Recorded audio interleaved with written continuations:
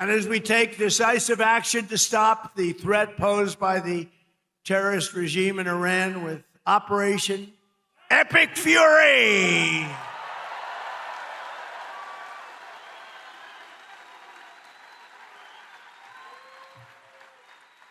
Is that a great name?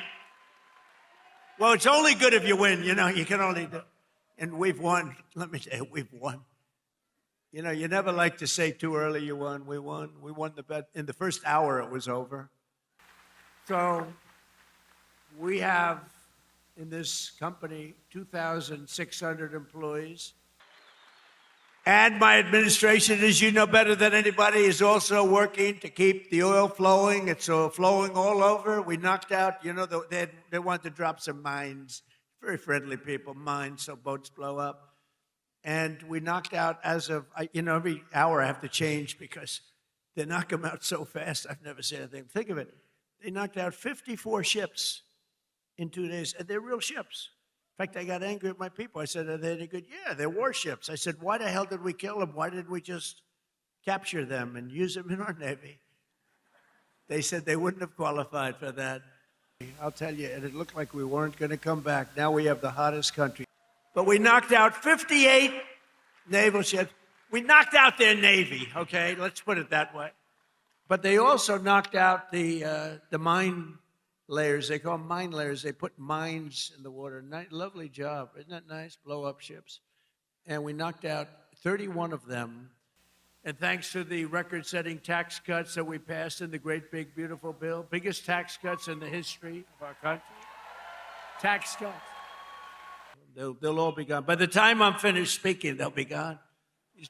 These people work very fast. But I'm pleased to report that earlier today, the International Energy Agency agreed to coordinate the release of a record 400 million barrels of oil from various national petroleum reserves around the world, which will substantially reduce the oil prices as we end this threat to America and this threat to the world. We don't want to leave early, do we?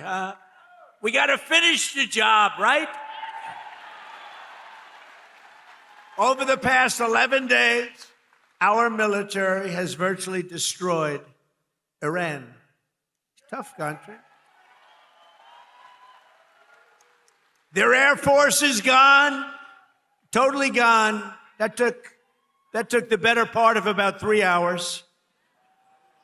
They no longer have radar. They don't have anti-aircraft equipment. They don't have anything. Their missiles are down 90%. Their drones are down 85%. We're blowing up the factories where they're made left and right. New investment into the United States. So think of this. And then after midnight hammering, then we left. We figured that'll be the end of them for a while.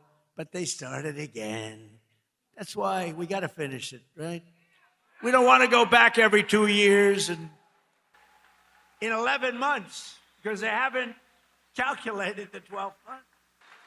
But oil prices are already coming back down, and it's going to come down, but we're not leaving until that job is finished, and it's going to be very fast. It's going to be very fast, but we're not going to count on having competent presidents. We have to assume we're going to have incompetent ones, like the one we had last time that couldn't walk off a stage. Remember? I said, nothing's wrong with it, but I don't want the President of the United States